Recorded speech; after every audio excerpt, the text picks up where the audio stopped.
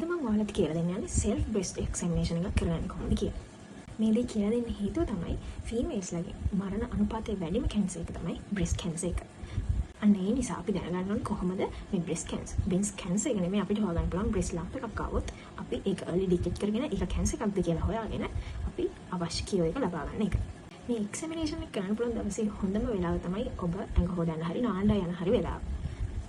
ඉස්සෙල්ලාම කණ්ණාඩි ඉස්සරහට ගිහින් බලන්න අත් දෙක මෙහෙම තියාගෙන එක බ්‍රෙස්ට් එකක් අනිත් බ්‍රෙස්ට් එකට වඩා ලොකුයිද එක නිපල් එකක් අනිත් නිපල් එකට වඩා උඩින් හරි පහතින් හරි පිහිටනවද නැත්නම් එක නිපල් එකක් ඉන්සයිඩ් ඇතුළට නෙරලා හරි තියනවද කියලා. ඒ කියන්නේ දෙපැත්තේ මොකක් හරි වෙනසක් තියෙනවද කියලා බලන්න. ඒ වගේම තමයි මොනවා හරි ස්කින් චේන්ජ් එකක් සමහර අයගේ කැන්සර් වල එන්න පුළුවන් ලක්ෂණ තමයි මොනවා හරි ඩිස්චාර්ජ් එකක් මොනවා හරි ශ්‍රාවයක් පිට වෙන්න පුළුවන් නැත්නම් දොඩම් ලෙල්ලක් වගේ හැම පිහිටලා තියෙන්න පුළුවන්.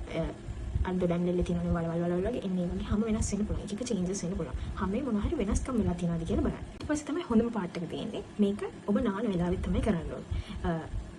අපි දැන් සබන් ඇප්ලයි කරනවානේ සබන් බ්‍රෙස්ට් එක ඇප්ලයි කරාට පස්සේ අපේ ඇඟිලි තුඩු වලට දැනෙන සෙන්සිටිවිටි එක වැඩි.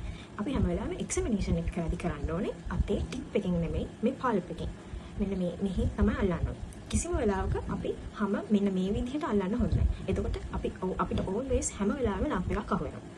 ඒ නිසා හැම වෙලාවෙම පල්ප් එකෙන් මිරිකන්න නැතුව තමයි අපි එක්සැමිනේෂන් එක කරන්න ඕනේ. සබන් ඇප්ලයි කරාට පස්සේ ඉස්සෙල්ලා අත මේ විදිහට තියාගෙන අනිත් අතින් තමයි අපි එක බ්‍රෙස්ට් එකක් එක්සැමිනේෂන් කරන්න ඕනේ.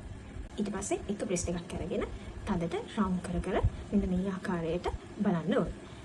ඒ වගේම තමයි ඇක්සිලයි හරි ආම්පිට් එක යට මොන හරි ගැටි ඉදිමිලා තියෙනවා. තමන්ට ගැටි අහු වෙනවද කියලා හොඳට බලන්න.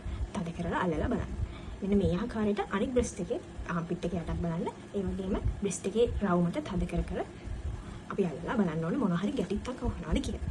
මෙන්න මේ පොඩි සරල දේ තමයි අපි self breast examination එකේදී කරන්න තියෙන්නේ. එතකොට අපි මේක බලන්න ඕනේ frequency එක මොකක්ද? සාමාන්‍යයෙන් අපි මාසෙකට සැරයක් බලන්න ඕනේ. හැබැයි ඔබට ආර්තව චක්‍රයේ ක්‍රියාත්මක වෙන කාලවලදී ඒක බලන්න එපා. මොකද ආර්තව චක්‍රයේ තියෙන menses periods හැදිලා තියෙන දවස්වල ඔබට පපුවේ වේදනාවක් දැනෙන්න පුළුවන්. ඒ හින්දා ඔබ ඊට පස්සේ ඒක හිතන්න පුළුවන් මොනවා හරි වේදනාවක් දැනෙන නිසා මේක මේ ප්‍රශ්නයක්ද ගැටිත්තක් තියෙනවද ඒ වගේ ප්‍රශ්නයක් තියෙනවද දන්නේ නැහැ කියලා. ඒ නිසා ආර්තව චක්‍රයේ ඒ හැදෙන ඔසප් පින්ම මගහැරලා ඉතුරු දවස්වල මේක එක්සැමිනේෂන් කරලා බලන්න. බ්‍රෙස්ට් එක්සැමිනේෂන් එක කරහින් පස්සේ ඔබට යම් ආකාරයක ගැටිත්තක් අහු වෙනවනේ. ඔබ ඊට පස්සේ කරන්න ඕනේ වෛද්‍යවරයෙකු හම්බෙලා නිසි ප්‍රතිකාර ලබා ගන්න එක.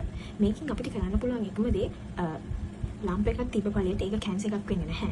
හැබැයි ඒක කැන්සර් එකක් වෙන්න chance එකක් තියෙනවා. ඒක නිසා early detection තමයි වැදගත් වෙන්නේ. ඒ නිසා අපි early detection එකෙන් diagnosis එක කරගෙන ඒ වෙන්න පුළුවන් complications වලක් වගේ තමයි අපේ අරමුණ. ඒ නිසා සෑම කාන්තාවක්ම මාසෙකට සැරයක් තමන්ගේ පපුව අල්ලලා බලලා self breast examination එකක් කරලා බලන්න.